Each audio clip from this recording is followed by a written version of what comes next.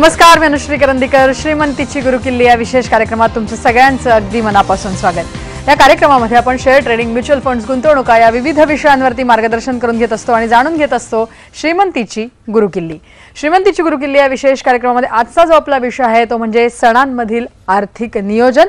आणि या विषयावरती मार्गदर्शन करण्यासाठी अर्थातच आपल्या सोबत आहेत ट्रेडिंग आणि गुंतवणूक तज्ञ शशांक रावले सर. कार्यक्रमात स्वागत. नमस्कार.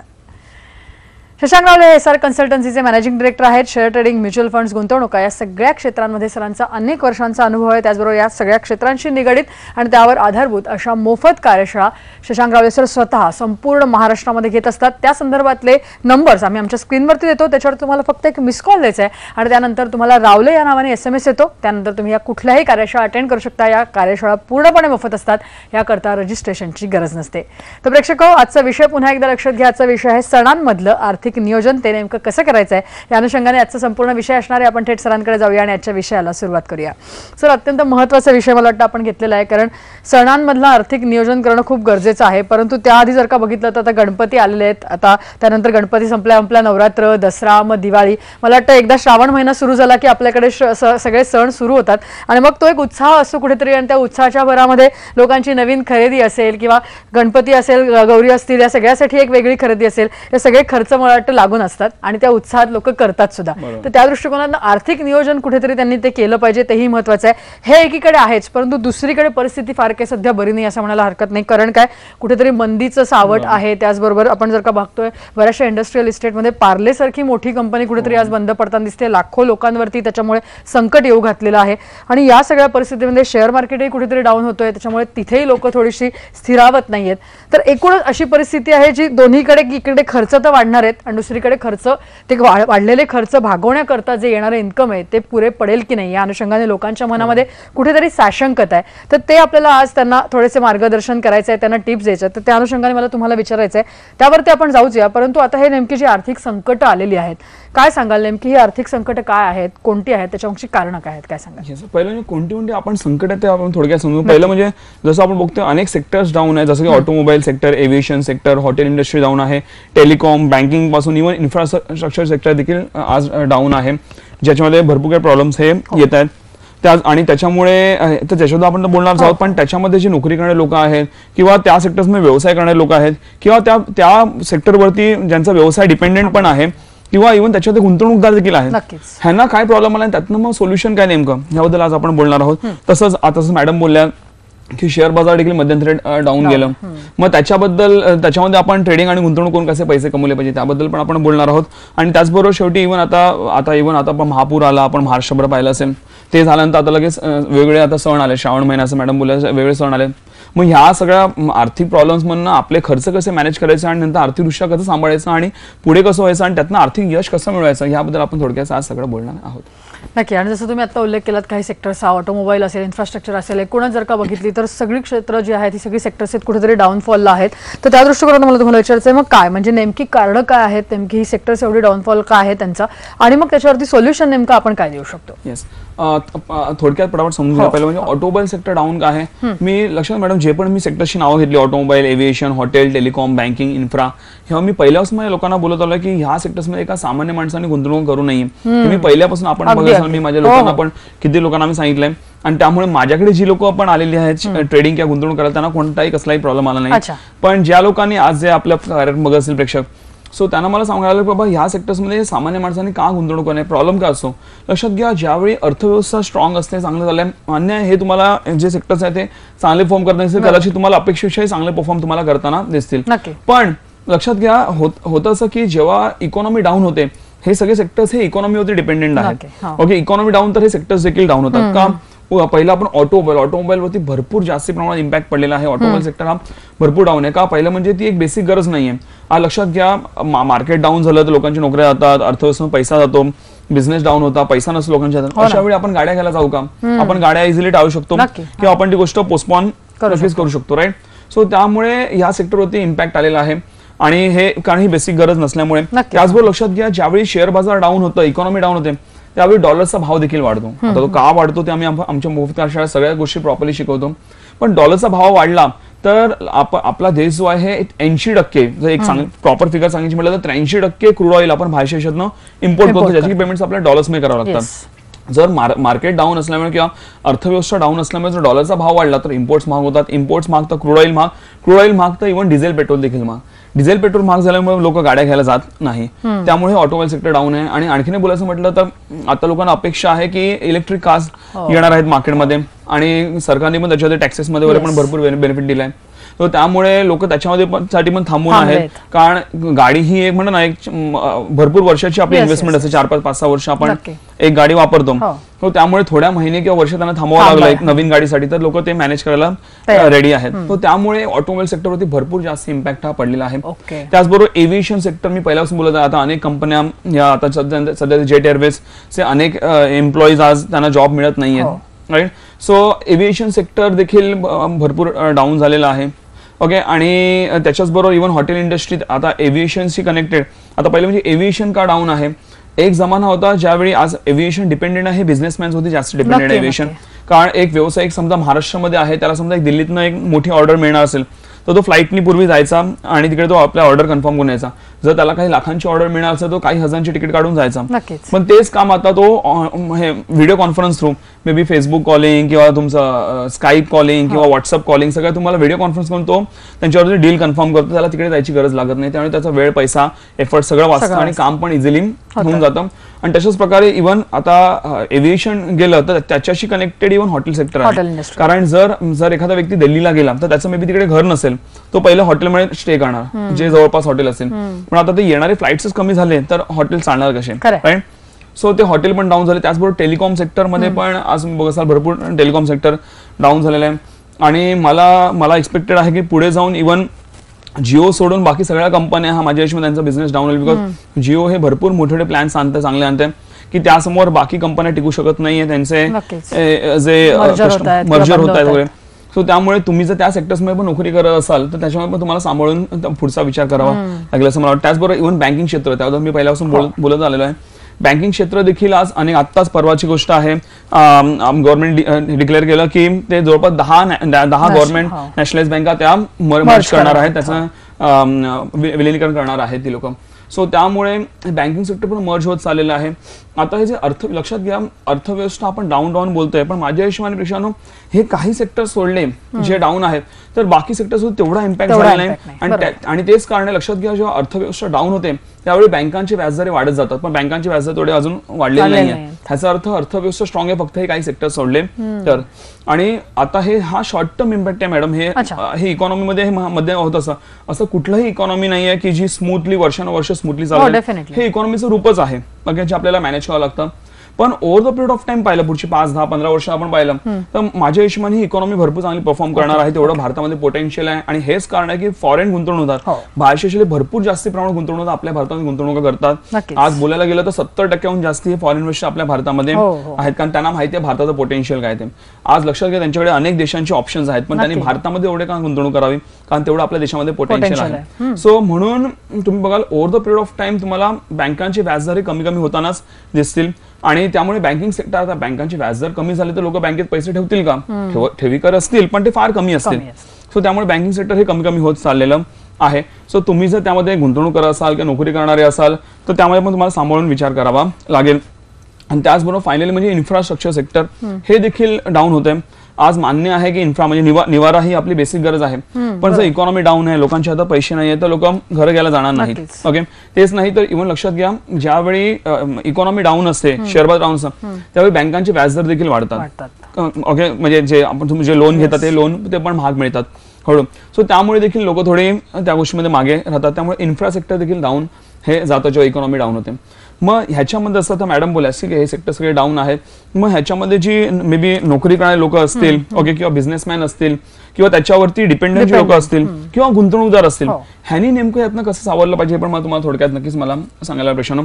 पहिलं म्हणजे जी लोक ह्या सेक्टर्समध्ये नोकरी करतायत, ज्यांचं काही मे बी पगार लेट येतो आहे किंवा त्यांचा जॉब गेलेला आहे किंवा त्यांनी जॉब करतायत पण दुसरा चांगला जॉब मिळत नाहीये किंवा त्यांनी सेक्टर बदलावं लागतं. ओके. त्यातनं मग त्यांना भरपूर प्रॉब्लेम होता. मग यातनं नेमकं सोल्युशन घ्या. यातनं सोल्युशन पेक्षा माझ्याशी पण असं असेल की स्वतःचा व्यवसाय चालू करा. आज लोक बोलतात नोकरी सेफ. किती लोकांच्या नोकऱ्या गेल्यात, आज राईट अनेक सेक्टर्समध्ये आज इंजिनियर्स माझ्या हिशोबाने माझं कॅल्क्युलेशन बोलतं जवळपास 70-80% इंजिनियर्स अनएम्प्लॉइड आहेत. अनएम्प्लॉइड बोलण्यापेक्षा ते अंडर एम्प्लॉइड आहेत, म्हणजे त्यांना जेवढी सॅलरी मिळाली पाहिजे त्याच्यावर त्यांना फार कमी मिळते. त्यांचे टाकलेले खर्च पण निघत नाहीत, म्हणजे त्यांनी जो शिक्षण घ्यायला खर्च टाकलेला आहे तो पण त्यांचा निघत नाही. सो कुठे सेफ्टी आहे? तर माझ्या हिशोबाने सेफ्टी नाहीये. लक्षात घ्या, मान्य आहे की व्यवसायामध्ये मे बी रिस्क असेल, पण ती थोड्या दिवसासाठी असेल. जोपर्यंत व्यवसाय सेट होत नाही तोपर्यंत रिस्क असेल. त्याच्यानंतर एकदा तुमचा व्यवसाय तुम्ही प्रॉपर केला त्याच्यानंतर मला नाही वाटत त्याच्यात रिस्क असेल. सो माझ्या हिशोबाने आपण व्यवसाय केला पाहिजे असं मला वाटतं. नक्कीच. आणि जसं आपण नेहमी म्हणतो तसं की व्यवसाय केला पाहिजे त्या दृष्टिकोनातनं जे मार्गदर्शन आहे किंवा त्या दृष्टिकोनातनं एक सोर्स आहे तो शेअर ट्रेडिंगचा सुद्धा असू शकतो. तो कशा प्रकारे आपण आपल्या मोफत कलाशांमध्ये सुद्धा शिकवत असतो. पण या अनुषंगाने आपण चर्चाही पुढे येणार आहोत. परंतु इथे वेळ झाली एका छोट्याशा ब्रेकची. तुम्ही कुठे जाऊ नका, पाहत राहा श्रीमंतीची गुरुकिल्ली. ब्रेकनंतर श्रीमंतीची गुरुकिल्ली या विशेष कार्यक्रमात तुमचं सगळ्यांचं पुन्हा एकदा स्वागत. आपण बोलतोय सणांमधलं आर्थिक नियोजन नेमकं कसं करावं या विषयावरती आपल्याला मार्गदर्शन करतायत ट्रेडिंग आणि गुंतवणूक तज्ञ शशांक रावले. तर सर, जसं आपण आता बोलत होतो की सेक्टर्स डाऊन आहेत त्याच्यावर सोल्युशन तुम्ही सांगत होतात. आपण नोकरी करणाऱ्या व्यक्तींबद्दल बोललो, परंतु जे व्यावसायिक आहेत किंवा गुंतवणूकदार आहेत किंवा त्या क्षेत्रांवरती जे अवलंबून लोक आहेत त्यांच्यासाठी काय सोल्युशन सांगता येतील आपल्याला? जे व्यवसाय करणारे लोक आहेत, स्पेशली जे आता सेक्टर्स डाऊन आहेत त्या सेक्टरमध्ये जे व्यवसाय करणारे लोक आहेत त्यांना मला एक सांगायला आवडेल की कधी पण तुम्ही जो व्यवसाय करसाल तुमच्याकडे एकदा तुमचा एक व्यवसाय सेट झाल्यानंतर तुमच्याकडे मल्टिपल व्यवसाय असले पाहिजे. ऍटलीस्ट 2-3 व्यवसाय तरी वेगळे असले पाहिजे असं मला वाटतं. ओके, ज्याने का एका व्यवसाय बिझनेस म्हणजे इन्कम डाऊन झाला तर दुसऱ्या व्यवसायात तुम्हाला पैसे येत राहतील. कारण हे एका नोकरी करण्याला मे बी पॉसिबल नसेल 2 नोकऱ्या करणं, पण एका व्यवसायाला पॉसिबल असतं का? कारण त्याचा बिझनेस हा ऑटो पायलट मोडला झाला असतो. तो सगळे लक्ष मे बी तो टाकू शकतो, म्हणून तो ते करू शकतो. आणि त्याने असा व्यवसाय निवडावा जो इकॉनॉमीवर डिपेंडेंट नाहीये.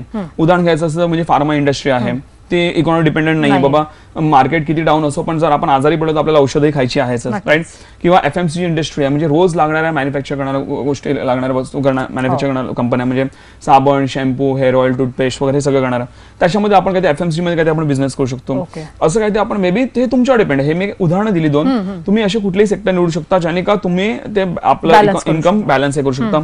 आणि जे गुंतवणूकदार आहेत त्यांना पण मग ते सांगायला आवडेल. आता गुंतवणूकदार हे काइंड ऑफ बिझनेस पार्टनरच असतात कंपनीमध्ये.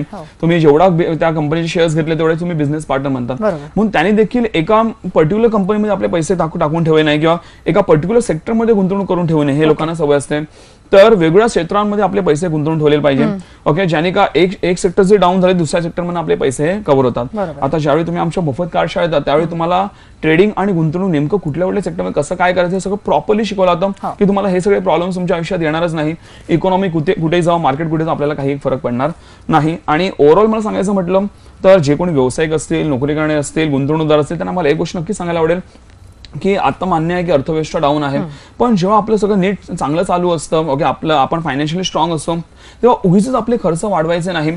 आपले खर्च हे वाचवायचे. आपल्या जेवढ्या महिन्यामध्ये एकदम काटकसर करा, पण आपल्या इन्कमचा जास्तीत जास्त 30-40% पैसा हा यूज झाला पाहिजे. आणि माझ्या हिशोबाने 40-50%, 50-60% तर तुमचे पैसे वाचले पाहिजे. स्पेशली जे व्यावसायिक आहेत त्यांचे तर गॅरंटेड वाचलेच पाहिजे. ज्याने का असं पुढे काही जाऊन आपल्या आयुष्यात प्रॉब्लेम आला काही महिन्यासाठी आर्थिक प्रॉब्लेम, तर त्याच्यामध्ये आपण पैसे नक्कीच वापरू शकतो. कारण जेव्हा आपण खर्च करतो तेव्हा आपण हे बघत नाही सध्याची परिस्थिती बघून आपण खर्च करतो, पण पुढे जाऊन काय आयुष्यात प्रॉब्लेम येतील ह्याचा आपण कधीच विचार करत नाही.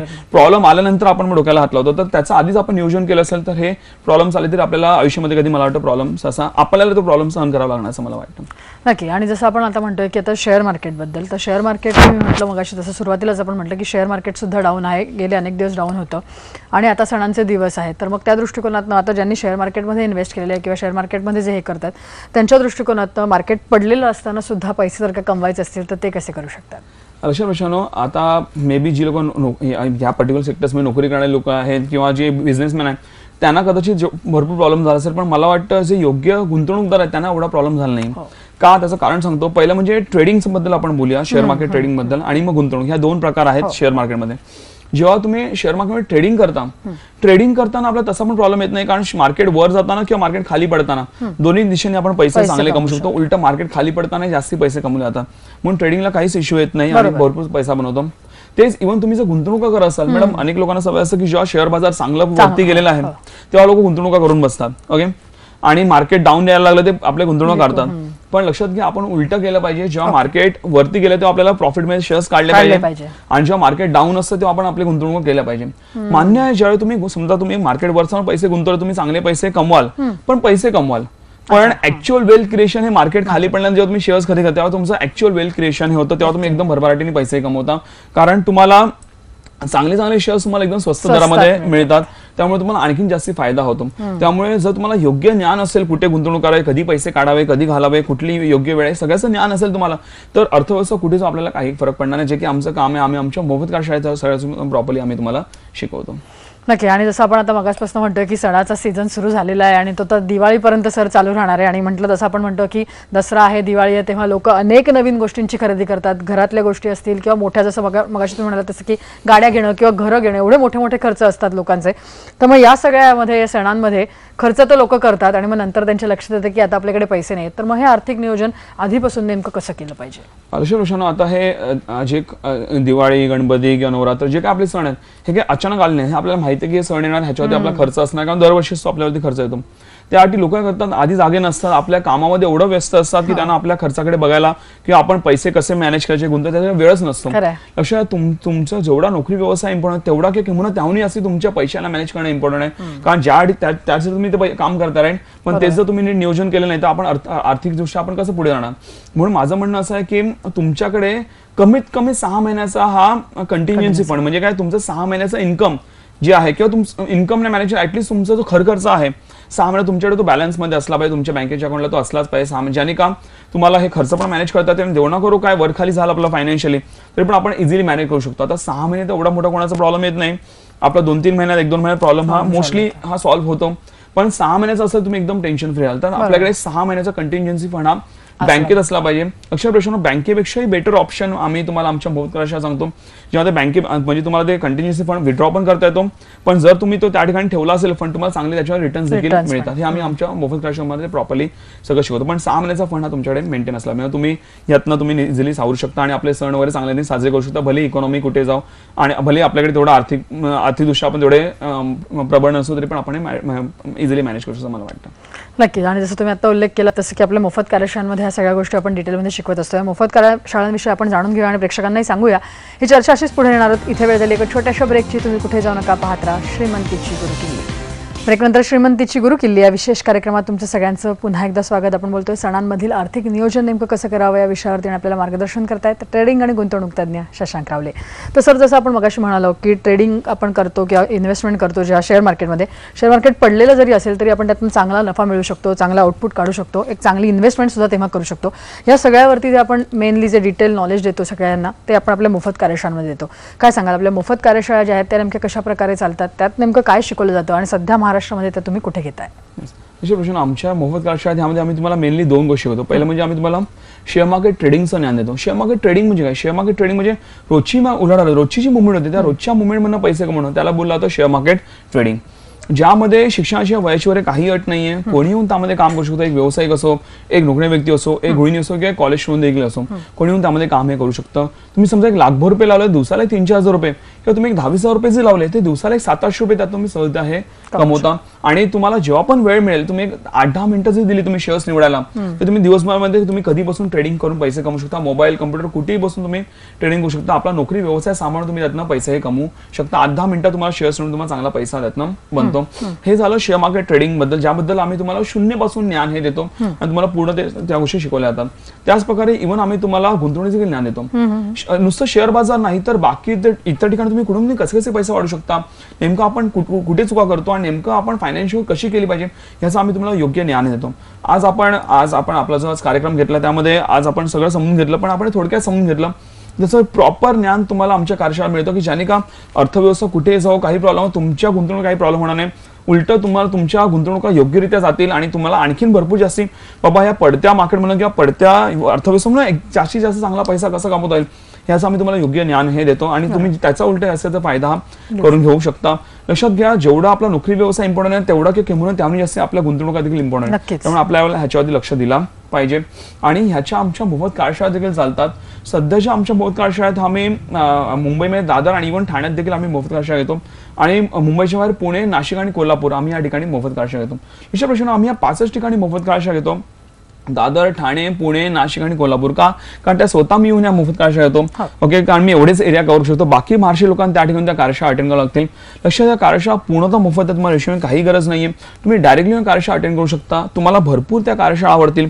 मग तुम्हाला माझी ऍक्च्युअल मेहनत त्या मोफत कार्यशाळा बघायला मिळेल. लक्षात रेशो मी बोलतो ते मी करून दाखवतो. त्यामुळे आज महाराष्ट्रभर एवढी लोक आहेत ज्यांना आज भरपूर चांगला फायदा हा शेअर ट्रेडिंग आणि इन्व्हेस्टमेंट करून होत आहे. तुम्हाला पण नक्कीच त्यातनं फायदा होईल. नक्की. आणि जसं सर आपण म्हणतोय की आजपर्यंत इतकी लोक आपल्या मोफत कार्यशाळा अटेंड केलेल्या आहेत त्यांनी आणि आज छान प्रकारे त्यांनी स्वतःला एस्टॅब्लिश केलेले. एखादं थोडक्यात उदाहरण सांगू शकाल? येस, एखादं उदाहरण म्हणजे आता आपण जर सेक्टर्स बद्दल उदाहरण घेत होतो की सेक्टर्स डाऊन आहे, त्यातनं आमचे एक क्लायंट आहे जे की जेट एअरवेजचे एम्प्लॉईज आहेत.